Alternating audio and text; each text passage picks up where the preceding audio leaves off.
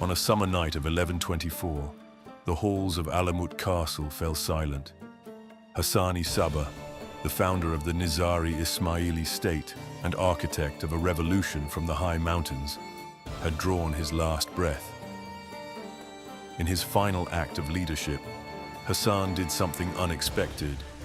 He summoned his most trusted lieutenant, Qiyama Buzurg Ummid, from the nearby fortress of Lamasar and appointed him as successor. Hassan is said to have whispered to Buzurgmid and a few others the name of the hidden Imam and his whereabouts. This decision to make Buzurgmid would prove wise. Buzurg Ummid was a man of peasant origins and steely determination who had risen through the ranks by sheer loyalty and skill. When Buzurg Ummid assumed command in 1124, he inherited not just Alamut, but the immense responsibility of safeguarding the Ismaili community amid constant danger. Yet his succession was smooth and stabilizing, a quiet transition that preserved the state Hassani Sabah had built. Relocating from Lamasar to Alamut, he pledged to uphold Hassan's policies until the Imam came to claim his kingdom, marking the start of a new era. Over the next 14 years, 1124 to 1138 CE, Buzurg Ummid strengthened and expanded the Nizari state. Fortresses multiplied across Persia, from Rudbar to Syria, forming a network of over 100 citadels. He fortified Maimundis and extended influence into Khurasan and Kuhistan, making the Ismaili presence a formidable force in the region. To Nizaris, Alamut was both a spiritual sanctuary and a political necessity, a realm guided by the hidden Imam. Outsiders, however, viewed it as a heretical enclave, cloaked in secrecy and danger. Where Ismailis saw devotion and scholarship, others saw a nest of zealots. From their mountain strongholds, the Ismailis could strike or negotiate on their terms. The Fidaris, trained assassins, continued the targeted eliminations pioneered by Hassan. While around 50 assassinations occurred under his rule, the total surpassed 200 over 2 centuries. Buzurg Ummid upheld this strategy, ensuring that Seljuk princes and generals lived in fear. Even after Hassan's death, the name Hashashin inspired dread across the Muslim world. This calculated use of targeted deterrence and diplomatic maneuvering helped Buzurg Ummid repel multiple Seljuk attacks, maintaining the impregnability of Nizari fortresses and preserving the independence of the Ismaili state. Upon his death in 1138, leadership passed to his son, Muhammad ibn Buzurg Ummid, known as Qiyama Muhammad. Under this father-son succession, the Nizaris entered a new phase of stability and consolidation, securing their position in a hostile world. By the early 1160s, a new storm was gathering within the hidden world of Alamut. In 1162, upon Muhammad's death, leadership passed to a young man who would shake the Ismaili world to its core. Hassan II, known reverently as Hassan ala Dikrihi Salam. Hassan, upon mention of him, be peace. Hassan II claimed a lineage far more exalted than his immediate predecessors. Among the Nizaris, whispers circulated that Hassan II was of Alid descent, a descendant of none other than the Fatimid Prince Nizar, whom Hassan II had championed decades before. In other words, many Ismailis believed Hassan II was not merely a caretaker of Alamut or the Hujjah of the Imam. He was the Imam, the rightful spiritual heir they had awaited in secrecy. For nearly 70 years since Nizar's death, the Ismailis had been led by chief da'is, like Hassani Sabah and his successors, acting in trust until the hidden Imam would reveal himself. Now, in Hassan II, that moment seemed to arrive.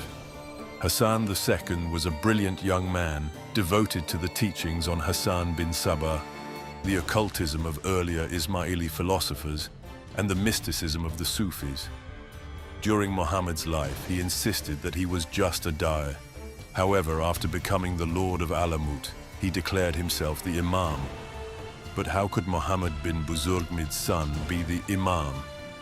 According to Nizari records, Hassan II was not the son of Muhammad bin Buzurgmid, the third lord of Alamut, but was secretly the son of the hidden Imam. The story goes that two babies were born at the same time, one to Muhammad, son of Buzurgmid in Alamut, and the other at the foot of the hill to the hidden Imam. The two babies were switched after a week, the Imam's son living secretly in Alamut as Muhammad's son. He was the grandson of Nizar, who had been secretly raised by Hassan bin Sabah and had grown to be the father or the grandfather of Hassan II. Thus, after a period of 70 years following Nizar's death, the line of the Nizari Imams emerged openly. Dawr al-Satar had ended, and the Nizaris could now see their Imam. 2 years into his reign, in the middle of Ramadan, 559 Hijra, August 1164, Hassan II made a dramatic proclamation that would be remembered as the Qiyama, the Great Resurrection. On a day of gathering at Alamut, with envoys and devotees assembled from across Persia and beyond, Hassan II stepped forward to address jinn, men and angels alike. In a thunderous declaration, he announced that the hidden Imam had freed the believers from the burden of the rules of the holy law. To stunned onlookers, he proclaimed that the era of literal Sharia observance was over. The resurrection in a spiritual sense had dawned. He declared himself the Qaim al-Qiyama, meaning the one who arises for the resurrection. The crowd gasped as Hassan II, in a gesture laden with symbolism, broke the fast of Ramadan in broad daylight. A sumptuous banquet was laid out. Wine was poured freely. The faithful at Alamut drank wine and feasted in the daytime of Ramadan, a shocking public violation of Islamic law. They even prayed with their backs turned toward Mecca through Medina, signaling that a new Qibla, a new spiritual orientation, was in effect. It was a ritual inversion of tradition, a bold statement that the veil of conventional Islam had been lifted.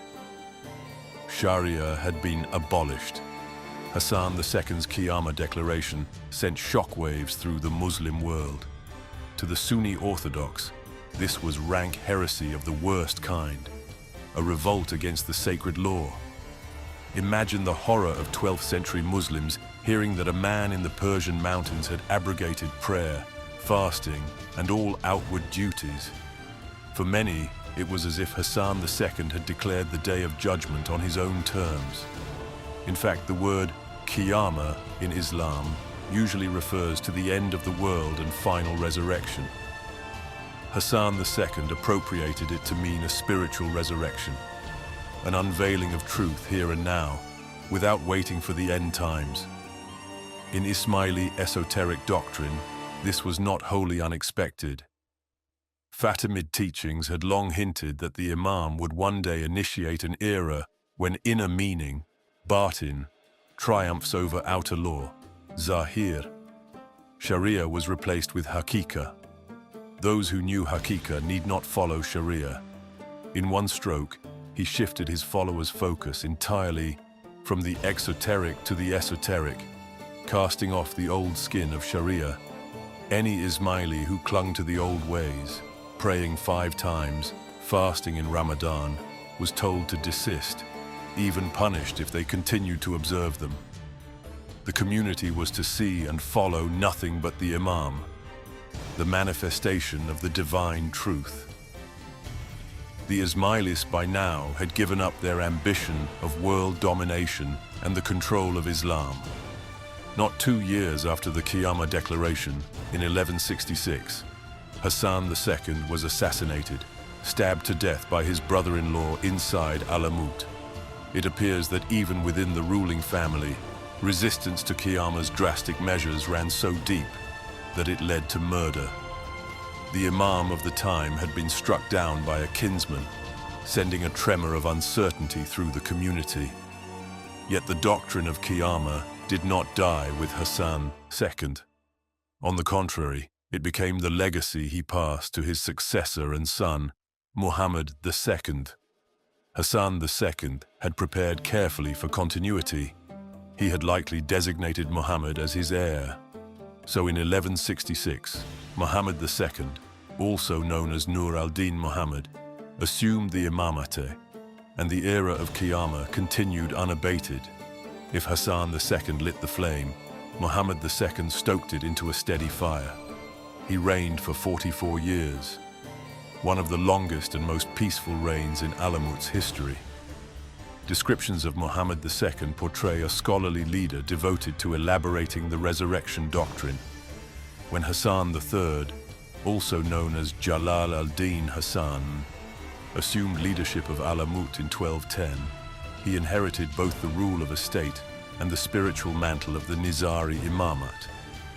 Still a young man, his early reign was guided by advisors and the legacy of his powerful forebears. But soon, Hassan III made a dramatic and unexpected move. He publicly declared his conversion to Sunni Islam. The news shocked the Muslim world. The Lord of Alamut has become a Sunni. To prove his sincerity, he reached out to the Abbasid Caliph al-Nasir in Baghdad, pledging loyalty to Sunni orthodoxy. The Caliph, previously hostile to the Nizaris, seized the moment, granting Hassan a diploma of investiture and welcoming him, cautiously, into the Sunni fold. He earned the nickname Na Musulman, the new Muslim. Inside Alamut, Hassan III implemented sweeping reforms. He denounced Ismaili doctrines, condemned his predecessors, and burned key texts, including the writings of Hassan II. He invited Sunni scholars from across Iran and Khorasan, granting them open access to Alamut's library to remove any heretical books. He instructed his followers to observe Sunni Sharia, praying 5 times daily, fasting in Ramadan, giving zakat, and attending Friday prayers. Mosques were built, sermons changed, and Hassan even married into local Sunni families to cement his political shift. To outsiders, it appeared that the assassins had finally conformed. For over a decade, the Nizari state enjoyed peaceful relations with its Sunni neighbors. Trade resumed, scholars visited freely, and the once feared fortress opened its gates. But inside the community, there must have been confusion and quiet anguish. To curse Hassan II, nearly venerated as a saint, was painful. Yet obedience to the Imam was absolute. Many likely believed Hassan III was acting to ensure their survival, shielding his people from persecution in an increasingly hostile world. Whether his conversion was genuine or tactical remains unclear, but its impact was undeniable.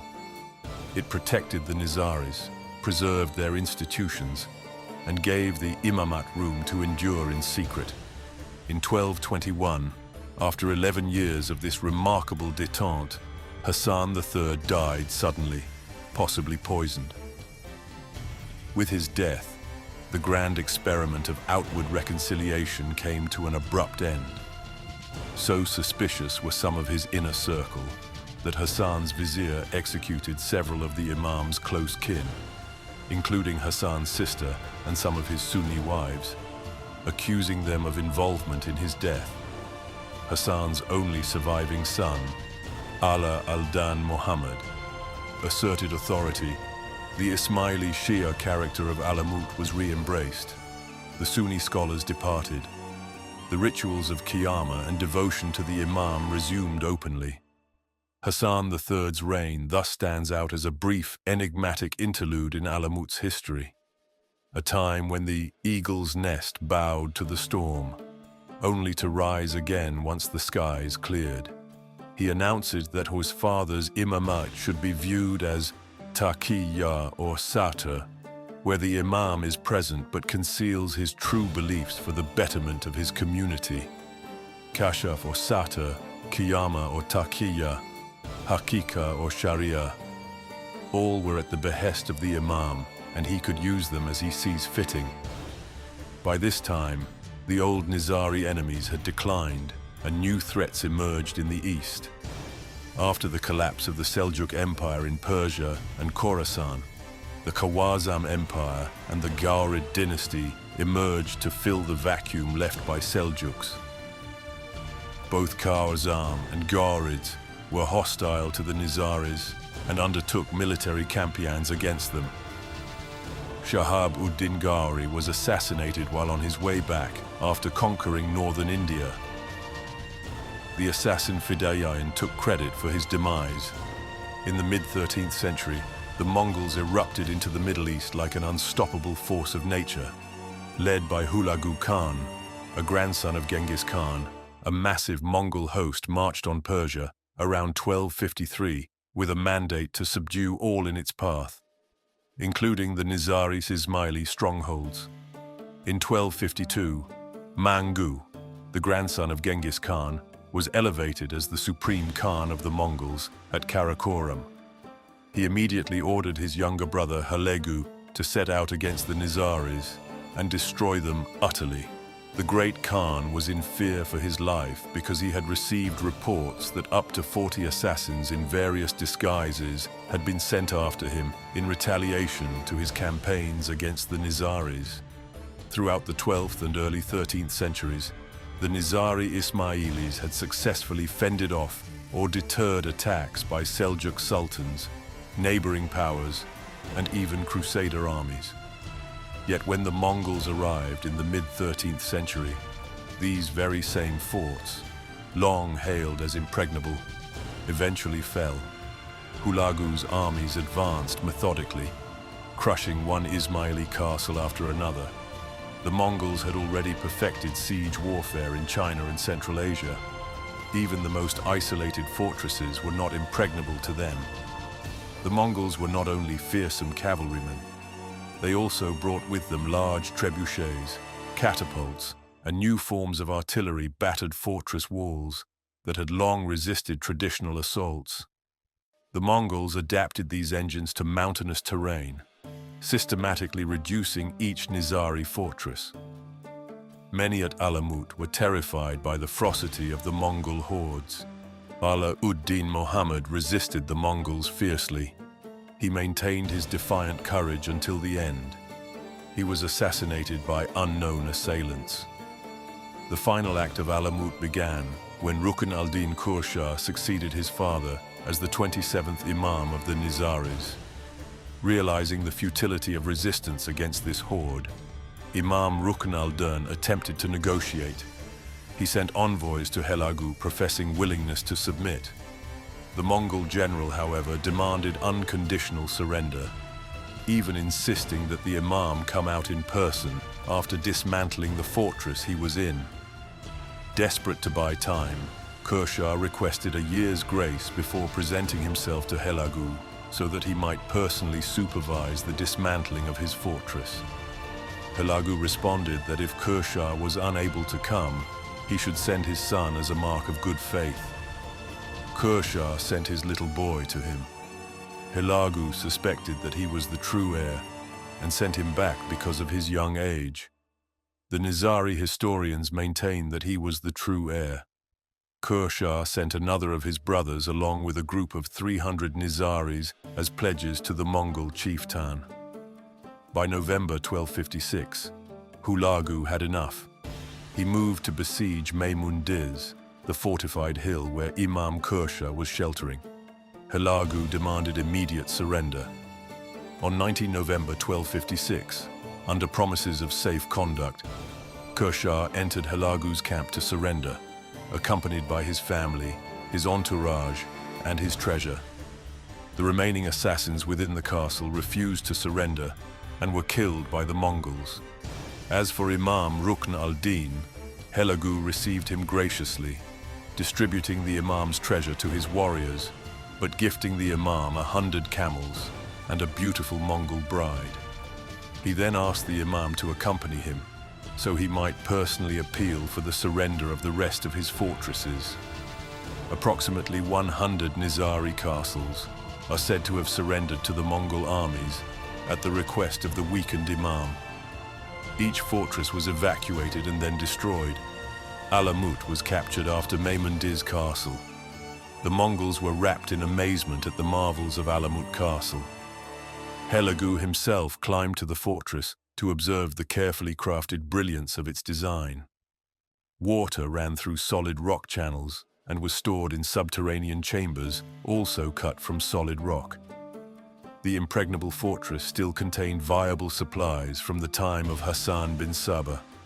Alamut's famous library, which had the Ismaili writings, Ismaili philosophy, and Ismaili history, was torched. It was burnt to the ground. This is one reason why we do not know the Ismaili side of the story about this era. What we know is from external sources who did not tell the story fairly. Imam Rukn al-Din, Khurshah's fate was sealed once he had given up all his castles. Hulagu, initially keeping him as a pawn to order remote garrisons to surrender, had little use for a living assassin leader.